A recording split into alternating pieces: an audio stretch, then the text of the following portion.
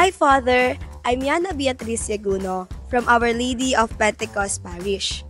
And I wanted to ask, is it important for a Catholic to have a church wedding even if they are civilly married already? Ang kasal sa simbahan ay madalas na itinuturing na mahalaga dahil ito ay nagpapahiwatig ng isang kasal na pinagpala ng Diyos at kinikilala sa loob ng isang komunidad ng pananampalataya. Isa itong espiritual na kaganapan na maaring magdagdag ng isang sagradong sukat sa pagsasama ng mag-asawa na nagpapakita ng kanilang pangako sa isa't isa at sa kanilang pananampalataya. Kaya para sa ating mga Katoliko, ang kasal ay isang sakramento.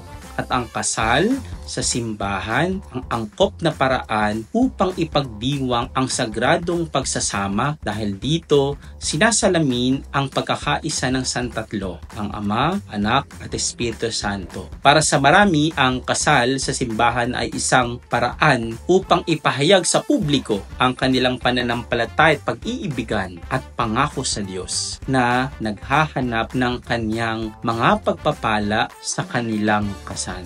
Kaya nga sa simbahan, sa kasal, ay nasasangkot ng komunidad ng pananampalataya. May involvement yung community na lumilikha ng isang pakiramdam ng kagalakan at suporta para sa bagong kasal. Ang paggawa ng mga panata o vow sa isang simbahan sa harap ng komunidad ng pananampalataya ay nagbibigay diin sa pagiging permanente at kasagraduhan ng kanilang pangako. Kaya ang kasal sa simbahan ay isang pagdiriwang ng pag-ibig, ngunit ito rin ay isang pagdiriwang ng pananampalataya at isang saksi sa kapangyarihan ng pag-ibig at katapatan ng Diyos.